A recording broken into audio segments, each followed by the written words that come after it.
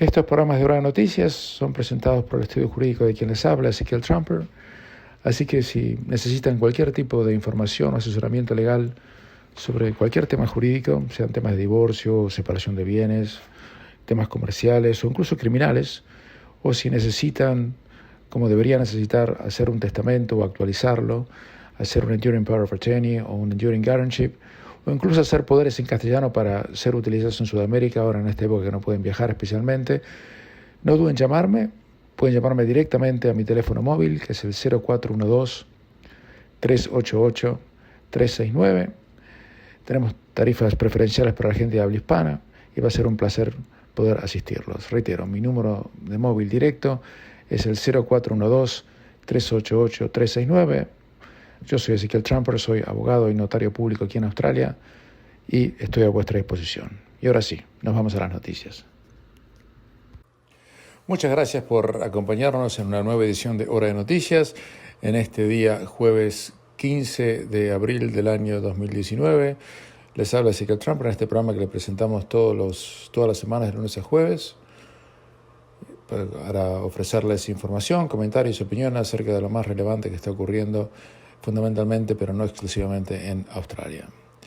Este programa puede ser escuchado en el 87.8 FM de Radio Austral para toda la ciudad de Sydney y también en la aplicación de la radio que pueden descargar en cualquier teléfono celular o tableta y también a través del canal de YouTube on demand en cualquier momento del día, la noche, la madrugada, entrando al canal de YouTube que tiene el nombre de quien les habla, Ezequiel Trumper, y también accediendo a través de la página de Facebook de quien les habla y la página de Facebook de Radio Austral que se llama Austral La Primera, y así pueden escuchar este programa on demand como si fuese Netflix o cualquier otro servicio en el momento que más les convenga.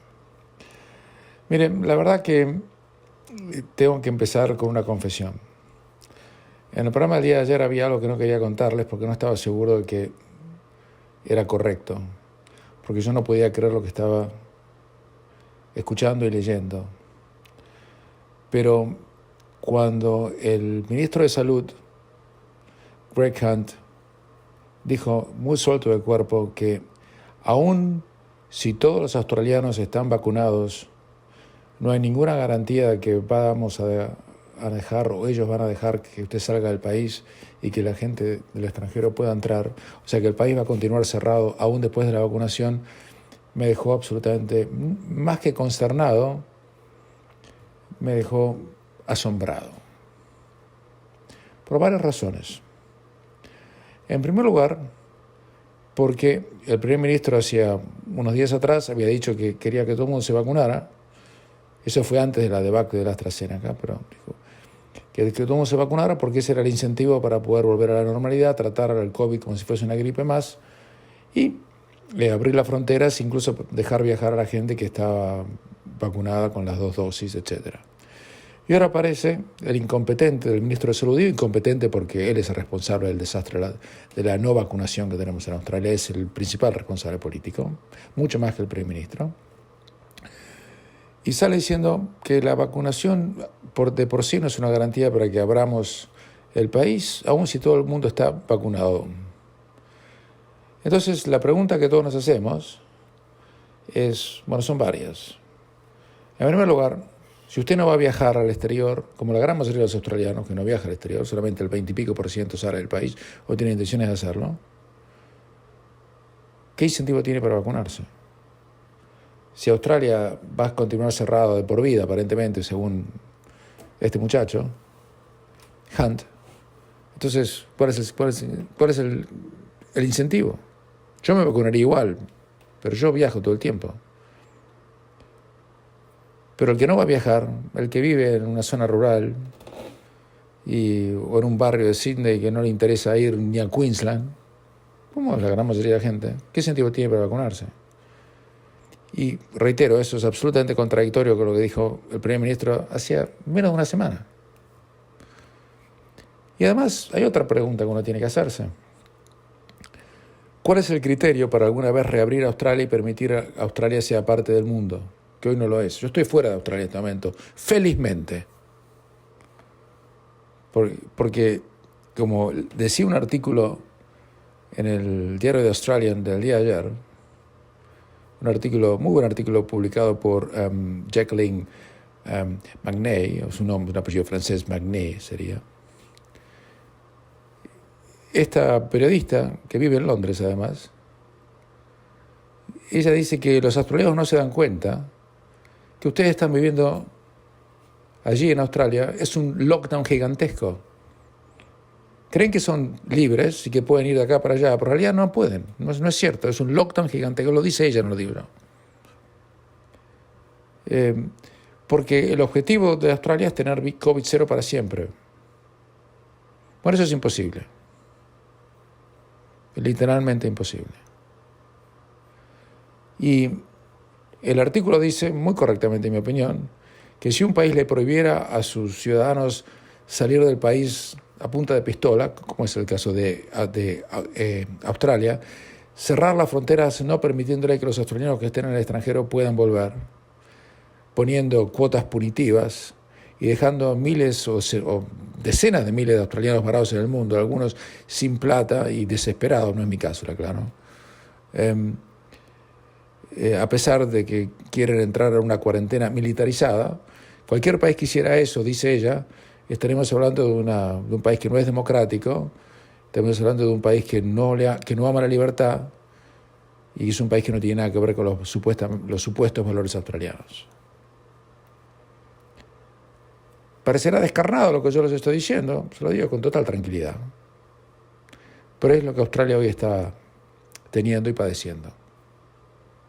Además, la Australia multicultural, la Australia que tiene familias en el extranjero, han estado separados de sus familias por más de un año, y van a ser 2. Y aparentemente al resto de los australianos y a los políticos australianos les importa 3 cominos. Australia es un país que tiene más del 25% de su población nació en el extranjero, el 40% tiene un padre o madre que nació en el extranjero. Hay muchos australianos que vivieron toda su vida en Australia, pero tienen hijos, nietos en el extranjero, porque van a trabajar a Londres, Hong Kong, donde fuese. Y no los pueden ver, se van a pasar 2 años enteros. Las vacunas iban a ser la carta, el pasaporte de la libertad. Pero ahora, como dice el señor Hunt, que para mí es un inepto, desde todo punto de vista, bajo cualquier criterio que usted lo mida, que no hay ninguna diferencia para abrir las fronteras de movimiento de gente, entonces obviamente la gente, ¿para qué se va a vacunar? ¿Cuál es el sentido?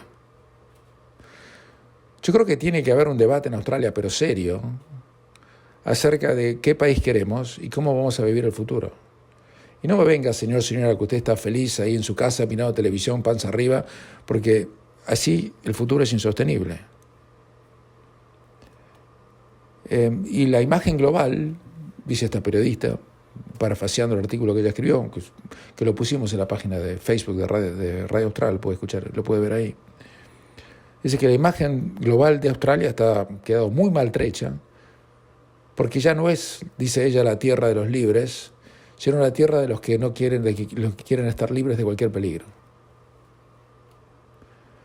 Y ahora, por supuesto, hay un montón de eventos que Australia, ¿sabe la cantidad de convenciones que Australia iba a tener?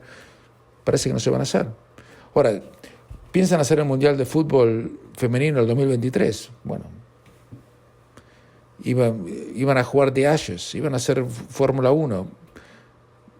Bueno, nadie va a querer venir acá si le van a meter 14 días de cuarentena a cada uno. Los tenistas se fueron rumiando bronca cuando vinieron acá. Y encima, cuando el Gabinete Nacional se sentó el otro día y el primer ministro nos dijo, vamos a hablar con los premios para abrir proporcionalmente a Australia, que no haya más cierres de fronteras internas y demás, pues acuérdese que la Navidad pasada usted que vivía en Sydney no podía ir a ningún lugar de Australia. Cuando yo le digo que no es un país libre, no es una metáfora. Estoy diciendo que usted no podía ir ni siquiera a Brisbane en la última Navidad. Y muchos de ustedes tuvieron que cancelar sus vacaciones, como fue mi caso, por ejemplo, para ir a Adelaida, mire, qué excitante, porque me cerraron la frontera en la cara. Y estamos en un momento en que quizás la Australia que usted conocía ya no es más lo que era y no va a volverlo a ser. El país está cambiando. Porque si vamos a imponer un cierre estricto de fronteras más allá de la vacunación, este país ya no es más una democracia. Se lo digo con todo respeto y con conocimiento de lo que estoy diciendo. No reúne los criterios legales de una democracia. Democracia no es solamente votar. Democracia es respetar derechos humanos absolutamente consagrados en la Declaración de Derechos Humanos de las Naciones Unidas, que es la libertad de movimiento. La libertad de movimiento no es una libertad absoluta y puede estar condicionada por diversos factores como la crisis sanitaria, pero en ese caso se toman medidas que son temporarias para paliar un problema.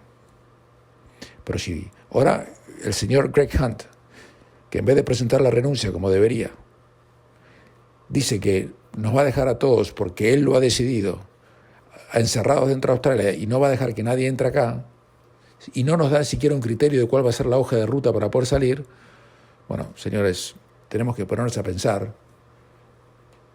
en qué país estamos viviendo y hasta cuándo la gente va a tolerar semejante cosa. A lo mejor los desarrollados están contentos, pero si este es el país que quieren, por lo menos conmigo no cuenten. Hacemos una pequeña pausa y continuamos. El primer ministro Scott Morrison hizo declaraciones incendiarias diciendo que Australia está en un pie de guerra por el tema de las vacunas. Palabras textuales de él, no mías, por favor. Y dijo que quiere que el Gabinete Nacional, que él inventó y que no anduvo bien, esté en un estado de permanente sesión, reuniéndose 2 veces por semana, de forma virtual y en pie de guerra, porque tenemos que acelerar el programa de vacunación. Ahora, yo no entiendo por qué no quiere acelerar si igual el Greg Hunt dice que va a seguir todo igual. Yo estoy esperando que el primer ministro desautorice al ministro de Salud con lo que acaba de decir. Pero yo no creo que el ministro de Salud haya dicho semejante barbaridad con las consecuencias que eso tiene, sin el consentimiento del primer ministro. O a lo mejor ya ni se hablan, yo no tengo ni idea. No se puede saber. Al mismo tiempo, en un acto que casi parece una sátira de Mel Brooks, el ministro de Comercio, Dan Tehan, se prepara para viajar a Europa para convencer a los europeos que nos sigan mandando vacuna o que nos manden vacuna. Se le van a reír en la cara. Porque los europeos no comen vidrio y saben que Australia está empecinada en COVID-0. Le van a decir, si ustedes quieren COVID-0, ¿para qué quieren vacuna?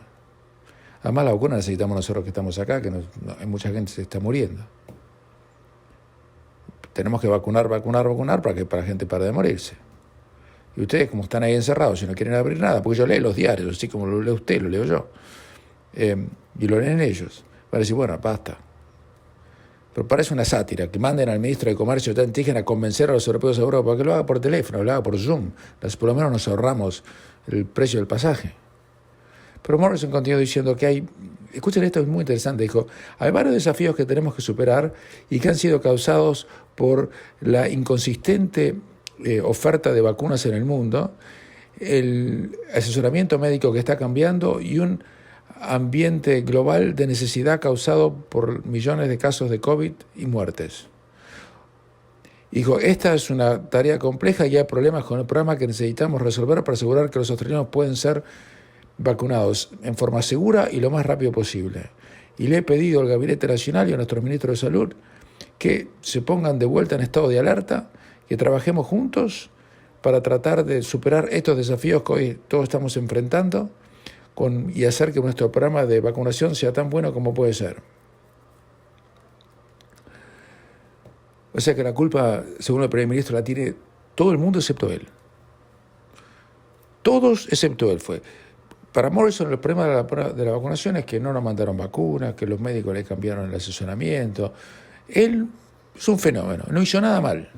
Es como el técnico de fútbol que dice, bueno, me hicieron 5, pero yo no sabía que el marcador de punta le iba a hacer un penal innecesario al delantero rival, y yo no sabía que me iban a atacar con 4 cuando yo puse 3 defensores. Bueno, es más o menos lo mismo. Y ahora estamos en una situación donde yo realmente no veo ninguna salida, no de corto plazo, olvídese, mediano plazo. Mientras la vida continúa normalmente en Australia, usted puede ir al supermercado, puede ir de aquí para allá, hace su vida normal, entre comillas, si no tiene ningún interés en conectarse con el resto del mundo y prefiere ver a sus parientes y sus amigos por WhatsApp, por Zoom o por Skype. Pero verlos en persona, imposible, por mucho tiempo. Mientras tanto, ustedes se habrán enterado que la vacuna de Johnson & Johnson ha sido detenida o pausada aquí en los Estados Unidos, porque hubo algunos casos de trombosis, igual que con la vacuna de AstraZeneca. Son vacunas parecidas, no son vacunas de última generación como la de Pfizer o como la de Moderna, que son vacunas que usan virus sintéticos que generan en el cuerpo humano una reacción cuando puede haber una infección del virus, pero no le dan el virus inactivo. Por eso son las dos vacunas que mejor andan y son las dos vacunas que menos complicaciones han traído, prácticamente ninguna. Entonces, al pararse la de Johnson, tenemos una vacuna menos para elegir. Ya le había dicho ayer que el ministro de Salud, Hunt, había dicho que no quería traer Johnson & Johnson para evitar este problema. Y mientras tanto, Australia había programado, porque ellos hicieron un contrato, que no fue la mejor idea que tuvieron, un contrato con Novavax para que les dé vacuna. Novavax no sacó la vacuna todavía, está en el final de los periodos de prueba, pero ahora les ha informado que no les van a dar la vacuna hasta el tercer trimestre de este año y no a mitad de año como tenían previsto. Y esa era la vacuna que se iba a usar para poder vacunar a todas las personas de 50 para abajo. Para mí debería ser 60, pero ellos dicen de 50 para abajo, porque hoy no tienen absolutamente nada que darle, más que un vaso de agua y buena suerte. Así que esa es la situación que tenemos, y antes de cambiar y ir a otros temas, estamos en un momento en que Australia tiene que decidir cuál va a ser su futuro y cómo queremos vivir. Si vamos a seguir viviendo con el riesgo cero, bueno, está bien. Buena suerte, pero eso es imposible de sostener ni en el corto plazo. Además hay mucha bronca porque muchos australianos que están afuera no pueden volver. Y ustedes saben que más de la mitad de las personas que llegaron del extranjero a Australia el año pasado prácticamente no fueron australianos, sino que fueron extranjeros. No entiendo por qué. Vinieron actores, personajes del mundo del espectáculo, deportistas, corredores, Fórmula 1, jugadores de cricket, tenistas.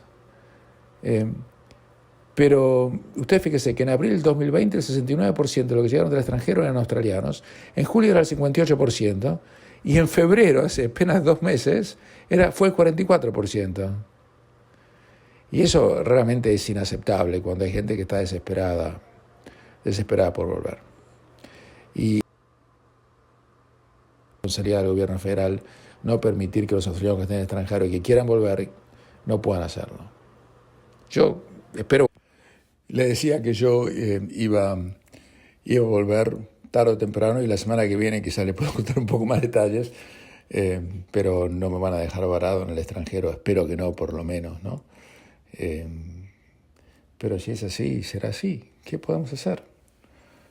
Es el único país del mundo que no deja volver a sus habitantes al país. El único.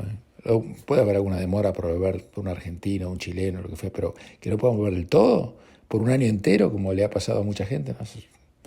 Es una especialidad australiana en este momento. Discúlpeme que sea así, ¿no? Les cuento que durante la semana que se extendió entre el 4 y el 11 de abril, esta es la otra cara del COVID. El COVID en América Latina está provocando estragos, porque no tienen vacunas, y no tienen además buenas vacunas.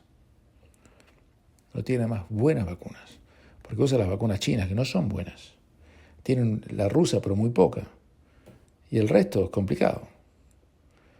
Yo lo puedo contar anecdóticamente de la Argentina. Yo conozco tanta gente que ha pasado por el COVID que no se puede imaginar. Impresionante. Y más allá de una cantidad enorme de familiares personales, amigos.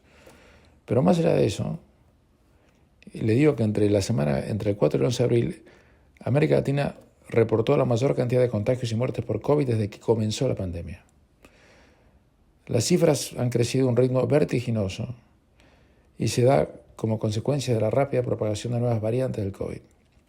La mayoría de los contagios y muertes son en Brasil. Pero, si bien tiene la población más grande de la región, también tiene la mayor cifra de muertes per cápita de toda Latinoamérica. Uruguay, que sorteó la primera ola del virus con cifras mucho menores a las de sus países vecinos, reportó un promedio de más de 1.000 casos por millón de habitantes durante la semana que se acaba de mencionar. Y ¿sabe una cosa? Ese es el máximo número de casos por habitantes en el planeta, en Uruguay. Uruguay es un caso único para analizar, porque es el país de la región que más vacuna contra el virus, pero también el que sufre más muertes por cada 100 habitantes. Los números registrados en las últimas jornadas han llevado a superar a países de la región como Perú, Paraguay, Chile o Brasil, y dejar muy lejos a Estados Unidos con 1,4 millones por millón de habitantes. Uruguay acumula 560 fallecidos en los primeros 12 días de abril, lo que supone más del triple de los registrados hasta el 31 de diciembre del 2020, cuando el país sudamericano solamente había acumulado 181. El gobierno de Luis Lacalle Pou sigue apelando a la libertad responsable y no ha decretado confinamientos obligatorios. Actualmente están suspendidas la presencialidad de las clases, o sea que los colegios están cerrados, las representaciones de espectáculos públicos, el cierre de clubes, gimnasios, etc. Se ha restringido el horario de bares y restaurantes hasta la medianoche, y el ingreso al país solo está permitido, además de uruguayos y residentes, a los foráneos, a los extranjeros que acrediten alguna excepcionalidad por motivos diplomáticos, económicos, laborales o personales. Brasil es un desastre, tiene 13,5 millones de casos de COVID y cerca de 355.000 muertos, un promedio de 3.124 muertos diarios durante la semana pasada.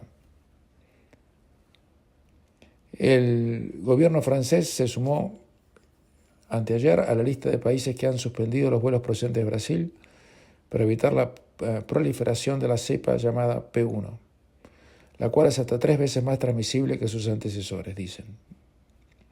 En la Argentina, autoridades políticas y centros médicos de la capital de la provincia de Buenos Aires advirtieron sobre la tensión que enfrenta el sistema sanitario por el brusco aumento de casos de COVID, y se considera que este es el peor momento de la pandemia. Es más, sé anecdóticamente que no hay camas en los hospitales. De hecho, Argentina volvió a registrar anteayer más de 27.000 contagios, que es otro récord diario desde el inicio de la pandemia. Y según se informa, de momento en Argentina hay 3.836 personas con coronavirus internadas en terapia intensiva. El porcentaje de ocupación de camas a nivel nacional es del 62% y en el área metropolitana de Buenos Aires del 70%. Pero eso es lo que dice el gobierno, es mucho más. Yo tengo entendido, por contactos que tengo, que es mucho más que eso. O sea que está mucho más saturado. En Chile la pandemia sigue sin dar tregua. El lunes sumó casi 6.000 casos nuevos de COVID y 35 muertes, y registró una tasa de positividad nacional del 11%. Y dijeron que la gente joven se está contagiando más ingresando a las unidades de cuidados intensivos. Latinoamérica se ha convertido en el peor lugar del mundo para estar en la pandemia. Claro, yo les cuento esto, te dicen, menos mal que estamos en Australia. Por supuesto. Pero reitero, nosotros no podemos compararnos con América Latina. Eso lo puede hacer usted en su cabeza. Pero Australia no, ese no es el criterio o la vara con la cual Australia tiene que medirse. Nosotros tenemos que medir con otros países que están vacunando, como Gran Bretaña o Estados Unidos, a rolete.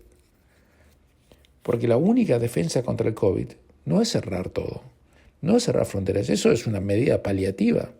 La única manera de cerrar todo, de salir de esto, es vacunando a la gente. Porque la vacuna le da un índice de protección increíblemente alto. Uno está más tranquilo después de estar vacunado. Porque sabe, si le llega a pasar algo, capaz que si usted está vacunado y le agarra COVID, y ni se va a dar cuenta. Pero literalmente no se va a dar cuenta. Y si se da cuenta, no le va a pasar nada. Esa es la realidad. Entonces, la única defensa es la vacuna. Entonces, como no tenemos vacuna, Australia tiene que cerrar todo y no dejar entrar a nadie ni salir a nadie. Pero reitero, eso es muy, pero muy cortoplacista, no sirve. Hacemos una pequeña pausa y continuamos. El primer ministro estaba reconociendo implícitamente que se equivocó al pedir que la ex Chief Executive de Australia Post, Christine Holgate, sea despedida y echada a la calle, como fue prácticamente lo que dijo en el Parlamento el año pasado. Y no se disculpó completamente, pero dijo que estaba preocupado cuando hizo la declaración acerca del mal uso de fondos públicos y que no cree que Holgate fue tratada en forma diferente porque se trataba de una mujer. Y dijo textualmente: no fue mi intención ofender o molestar a Holgate, y que él se da cuenta que ya pasó un momento difícil. Ahora, primer ministro, yo le quiero decir lo siguiente: si usted dice en el Parlamento que la tienen que sacar al trabajo, que suspender y ser investigada, y si no le gusta que la echen, ¿usted piensa que eso no la iba a ofender o no la iba a molestar? Porque eso fue lo que usted dijo en el Parlamento. O sea, entonces usted dice que no fue su intención. ¿Y cuál era la intención entonces? Yo les pregunto a ustedes sacan la conclusión que quieran. Y después siguió diciendo Scott Morrison: no es algo que me hubiera gustado ver que pasó, pero los temas cuando uno está en la vida pública, uno está comandando una gran organización como Australia Post o la oficina del primer ministro, todos tenemos que rendir cuenta por nuestros actos, las decisiones que tomamos y las cosas que hacemos. Y hay responsabilidad, en este caso, de que lo que pasó, y con el tema de los relojes, para que se lo den a ejecutivos por no hacer otra cosa más que hacer sus trabajos, no era algo que mi gobierno apoyaba. Por otro lado, Holgate está pidiendo al primer ministro que se disculpe, y está diciendo que ella fue humillada, que contempló el suicidio, que la pusieron en una medicación que se llama temazepam, que es una medicación muy fuerte que se utiliza para temas de ansiedad y de insomnio, que la echaron del trabajo que ella tenía a pesar de que no había cometido un solo acto ilícito o impropio. Eso fue aclarado por una investigación independiente que se hizo de si ella había actuado de forma correcta o no. Un estudio corporativo de abogados que se llama Marox hizo esa investigación. Así que, señoras y señores, estamos en una situación donde Holgate le ha causado un problema más político al primer ministro en un momento de que el primer ministro está en problemas porque se dice, para mí injustamente, aclaro, muy injustamente, de que él tiene un problema con las mujeres, y por eso es lo que es. Mientras tanto, y siempre sobre este mismo tema, pues esto ya parece realmente quijotesco.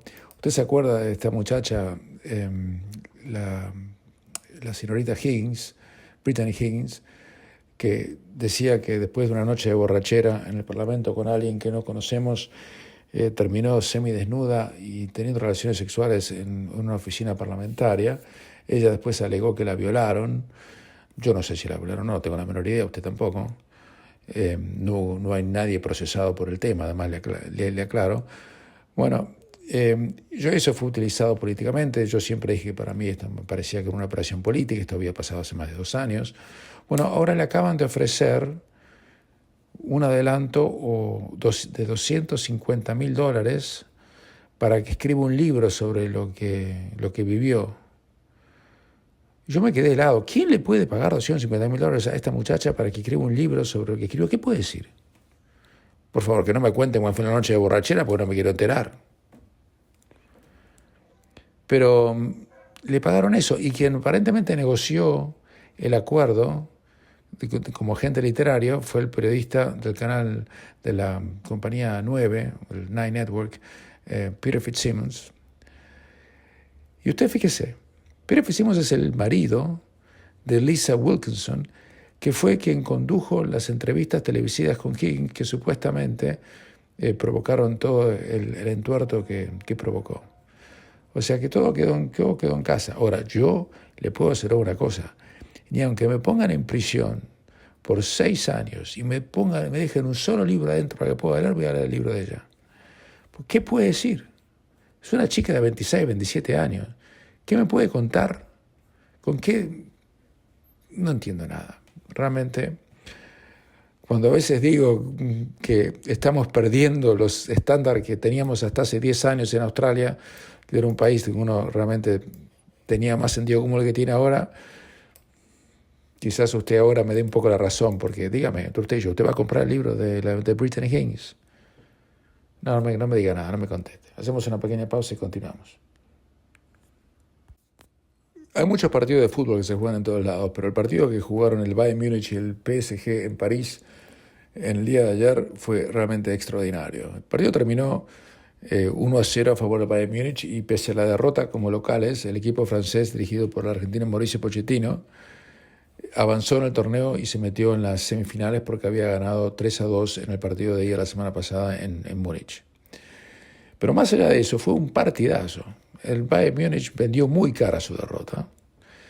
Le iba ganando 1-0 con un gol convertido por Choupo-Moting, un ex jugador del Bayern Múnich, un ex jugador del PSG, cuando iban 40 minutos del primer tiempo y cuando mejor estaba jugando el PSG, con tiros en el travesaño, un tiro en el palo, se perdieron tantos goles, no se puede creer. Pero el Bayern Múnich al final lo arrinconó y si le hacía un gol más, dejaba al PSG afuera. Y realmente debo decir que fueron los partidos más atractivos que he visto en todo el año, he visto demasiados, con la pandemia y demás, y ahora yo creo que queda clarito que el PSG es un candidato para meterse el equipo. El PSG es un equipo de Qatar, con sede en París, pero financiado con dinero catarí, ¿no? Pero el Bayern Múnich sufrió una baja muy importante porque jugaron sin Lewandowski, que es su goleador. Si Lewandowski jugaba, el PSG se quedaba fuera. Reitero que Lewandowski fue votado el mejor jugador del mundo el año pasado. Y lo insólito, mire la bronca que deben tener en Múnich, que Lewandowski se lesionó jugando para Polonia en un partido clasificatorio para el Mundial contra Andorra, que es como jugar un partido de casado contra solteros. Entonces, imaginen la bronca que deben tener los alemanes, porque si tenía a Lewandowski, otra era el final. Por otro lado, el Chelsea se clasificó también a las semifinales. Le había ganado 2-0 al Porto de visitante, perdió 1-0 de local y a otra cosa. Y con esto nos vamos despidiendo. Nos volveremos a reencontrar el próximo lunes 19 de abril. Espero que tengan un hermoso fin de semana. Y desde el exilio, lo digo con broma, con una sonrisa, pero es el exilio en este momento, ya que no puedo volver todos los días como quisiera. Les habla Sigel Trumper y espero que estén bien. Yo estoy bien. Muchas gracias.